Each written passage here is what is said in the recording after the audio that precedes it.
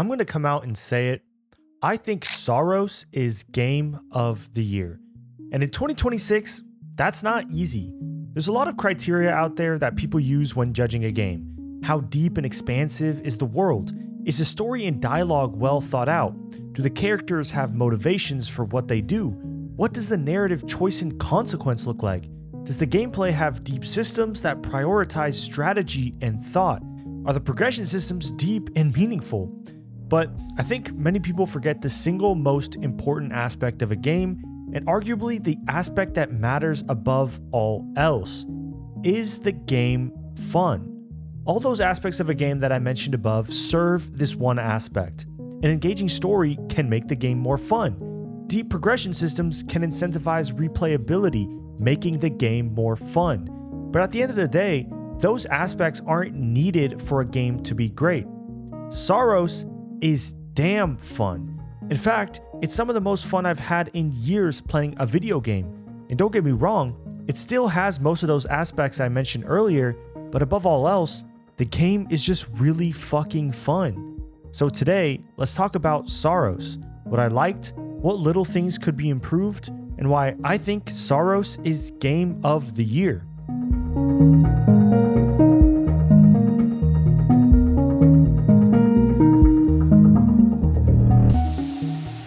Before we begin, if you like this type of content, make sure to hit that like button and consider subscribing to see more content like this. We've got tons of news and reviews coming up along the way. Every single one of y'all helps out. Now, back to the video. Let's start with the aspect of the game that I feel is the connective tissue of the entire game, the story. Now, to start at the beginning, you play as Arjun Devraj, a member of the Special Forces Team Echelon 4, sent to the hellish planet of Carcosa to uncover the mystery behind the disappearances of the earlier colony ships Echelons 1 through 3. Now, when you get to this planet, things are very different here. The planet is full of hellish creatures straight out of something like Doom. Your squad mates seemingly disappear randomly and come back rambling nonsensically like someone or something took their mind. Your job is to venture out on this planet and uncover the truth behind these disappearances. But the catch is, every time you die out in the world, you seemingly come back to life right back at base camp. You don't know how it happens or even why it's happening in the first place, but coming back to life gives you an opportunity to venture out again, knowing what you could be up against, and hopefully making it farther and farther before your next death. Along the way, discovering what went wrong with the other echelons and why this planet is the way it is. Straight up, this story is incredibly hard to describe without the risk of spoiling everything, so I can't say much as to what goes on within the story and why certain things happen, but what I can say is that this is a story that hooked me almost instantly. Housemarque doesn't play around when it comes to their stories. They know their limitations with the roguelite genre and what they can and cannot do with it story-wise. And such, the story itself is relatively light. Every story element you piece together is either through short cutscenes at the end of a biome, dialogue with your squad mates, or the various text and audio logs scattered throughout the world. But at the end of the day, I am still incredibly impressed with just how much story Housemarque can pack into this format. Being a roguelite game means that Saros cannot have a linear story in a way a traditional single-player action game might. Every time you die, you spawn back at base camp and have to essentially redo the biome to make it farther than last time. But the fact that they incorporate the dying into the story, something that will happen with the difficulty of the game, and by making the semi-procedurally generated world that comes with every run have an actual in-game lore reason, is a masterclass in storytelling. Even though the story is relatively short, and there isn't much actual conversation or dialogue taking place to move the story forward, the fact that every run still made it feel like I was discovering something new lore-wise, or getting just that one step closer to uncovering the truth behind this mystery, kept me going even when I was dying over and over. It also helps that the performances of the casts are phenomenal. Arjun, played by Rahul Kohli, is just so badass. He's laser focused on his objective and will not let anything get in his way. He's ruthlessly hard on himself, and you hear that in the little dialogue he gives during the run. Whether it's getting upset that a promising lead led to a dead end, or whenever you die, hearing his gruff voice gritting through his teeth saying he has to be better next time. You get the sense that Arjun cares about being here. Even though he's losing his mind like the rest of the squad and he's questioning everything he sees, he will not let it stop his mission of finding the earlier echelons. At the end of the day, this is a story that only can be present in a video game. Many linear action games play almost like a movie. Think about a game like Uncharted. The whole story plays start to finish like a movie, and the gameplay sections in between the cutscenes almost feel like they're not even acknowledged. Nathan Drake might have mowed down 100 people to get to his next objective, and that's so much not even mentioned in the cutscenes. If you took out all the gameplay in between and just left the cutscenes, it wouldn't make that much of a difference. This is not the case for Saros. The seamless blending of the story, why it takes place, what the motivations are, and what the central mystery is with gameplay mechanics like dying or the roguelike structure of it all is beautiful. Complement all that with the phenomenal cast and main character, and you have a story that is so unique and so interesting that I have no choice but to say it's one of the best stories I've ever experienced. Similarly, I think the world blends the fact that this is a video game with the storytelling elements of the game so well, while carving out an incredibly unique identity for what the planet of Carcosa is and what it looks like. Carcosa to me is Dune meets Doom. Carcosa blends the fantastical elements of a franchise like Dune with the world design of a game like Doom. The mind control, the voices, the ancient history, and the family lineage aspects of Dune are all present in Saros and in Carcosa. You're there in Carcosa to harvest a special substance only found on the planet, similar to Dune and its spice. The cosmic horror here is also present and so strong, and I love it. These incomprehensible ancients that once ruled this planet, the voice in your head throwing you off, and the eclipse that changes the planet in indescribable ways all add to that cosmic horror element. Carcosa is foreboding in a way that I can't really describe. Saros isn't a horror game by any means, but everywhere I went, I felt like I was being watched. The music also bleeds Dune influence. The heavy use of distortion and synths, and the music fitting every environment I was in so well. And then there's the actual aesthetic of the world itself that I think bleeds Doom influence. The hellish environment, the grotesque monsters, the yellow sky, and the ever-present eclipse, all of these things remind me of my time playing Doom and what it was like to straddle Mars and Hell in those games. Where all of this connects is the sci-fi elements of the game. There's a weird high techiness to the game. In both Dune and Doom, high-tech sci-fi elements are also present. The worlds may feel ancient, but the tech present is light years ahead of what we have today. And Saros uses that element to its advantage by incorporating a cyberpunk-esque dystopian feeling into the game. The company you work for doesn't care about you. They don't care about what happened to the earlier colonists. They just want the material. The brutalist sci-fi metallic architecture is also ever present throughout the world and the tunnels below. It all just connects so well. In terms of the world design itself, ironically, as strong as the aesthetic and lore behind this game is, I think the world design feels a little lacking. It's not bad by any stretch of the imagination, but I do have a couple of qualms with it. For one, I think each of the biomes feels a little too similar. I understand that this is set on one planet, and this planet has an aesthetic and a vibe that has to be maintained, but I felt as though each of the biomes bled into each other a little too seamlessly. I appreciate the fact that they aren't all completely similar, but given the roguelite nature of the game, and the fact that farming up in previous biomes makes the current biome you're on easier, allowing you to progress through it quicker, you see these biomes a lot, and they begin to feel a little samey when you go from biome to biome in run after run. The other qualm I have is that I think the semi-procedurally generated worlds themselves also feel a little unfair at times. For every run, there are certain dedicated spots that will always be there. Whether it's the placement of the Eclipse Caller, something that I'll talk about here soon, or just certain side areas that give you lore, they will always be there. But how you get to those places may vary a lot. Some runs feel like a cakewalk because your path to get to these areas isn't very hard, but some runs, it almost feels impossible.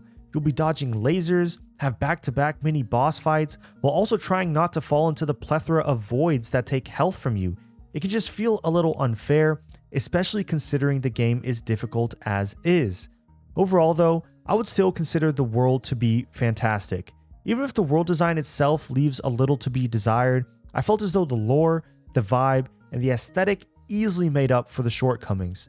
This world, without a doubt in my mind, is incredibly unique. It blends Lovecraftian elements with hellish environments masterfully, and every run I caught myself just mesmerized by the world Housemarque built.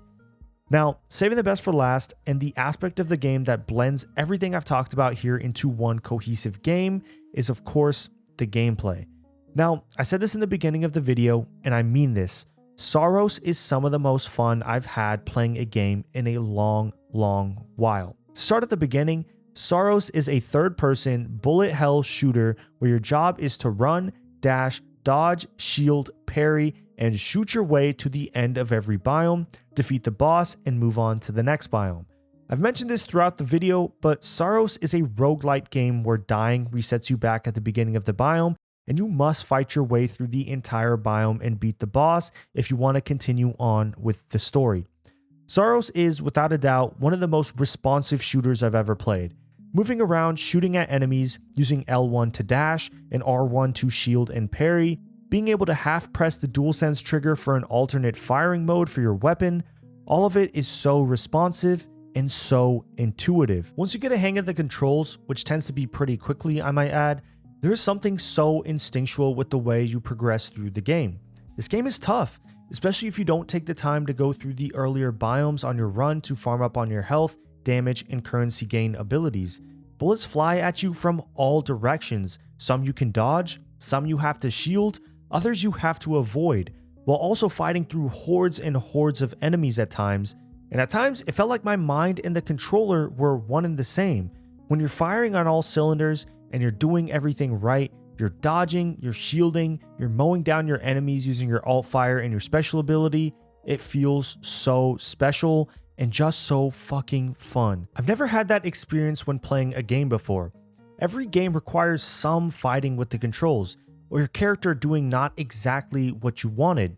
But not Saros, man. Saros is special in that regard. The progression is also done in a way that meaningfully iterates on Housemarque's last game, Returnal, while also making the game more approachable. Saros focuses on permanent upgrades. At the end of every run, Arjun has the ability to upgrade his max health, strength, and currency gain abilities, while also getting some helpful modifiers in drop rate and other statistical items. This makes each subsequent run just that little bit easier. Now, that doesn't mean that Saros is an easy game at all, but what it does help with is avoiding that stuck feeling a lot of people got with Returnal. Maybe you've hit a certain biome where no matter what you do, you just cannot get past that boss, and so you end up dropping the game. But with Saros, those permanent upgrades, coupled with the ability to farm up in the previous biomes, allows each boss to feel challenging, yet doable. On top of that, there are ways for you to tailor your experience into what you want. There are what this game calls Carcosa modifiers that allow you to make the game easier or harder depending on what you want. There will be modifiers such as making the drop rate of health higher, which costs a certain amount of currency, and on the other hand, there will be modifiers like enemies doing more damage that refunds you a certain amount of currency. Your job is to balance the budget, so to speak, near zero, pushing and pulling the modifiers to your liking. It's an amazing system that allowed me to tailor how I wanted to play through the game. Did I want the game to be a more story-focused experience? I could edge my modifiers to the easier side. Or did I want a brutally tough gameplay experience where I focus on mastery? I could edge my modifiers the other way. There's also the Eclipse system that changes the world entirely. Throughout each biome, there are certain eclipse spots where you can call an eclipse that changes the look of the game and makes the game more difficult, but gives you more currency. This mechanic is awesome.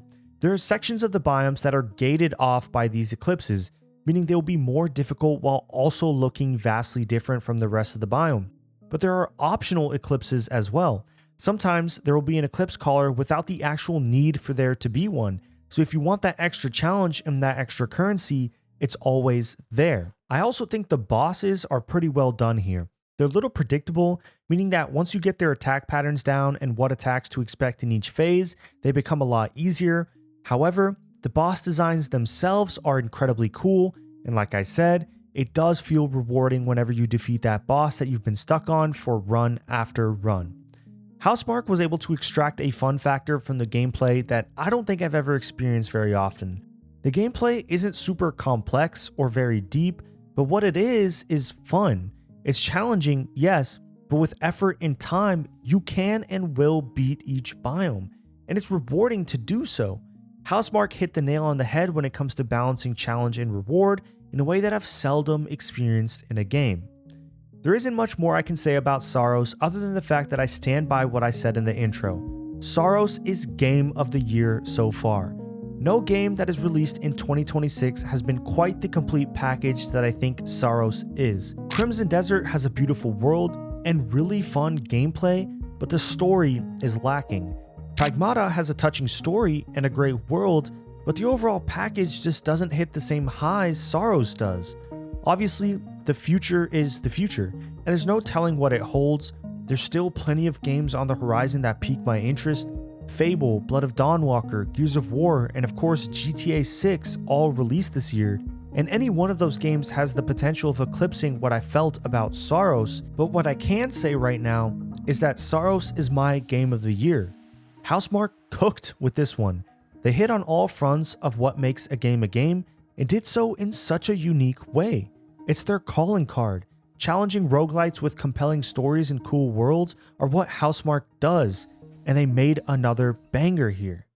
Either way, that's going to do it. Thank you guys so much for watching. Let me know down below your thoughts on Saros. Have you been playing it? Have you been having fun? Is this game of the year for you, or is there another game that's out there that you think is better than Saros so far? I want to hear everything y'all have to say down in the comments below. Again, if you like this type of content, make sure to hit that like button and consider subscribing to see more content like this. It's been CGG. I'm out.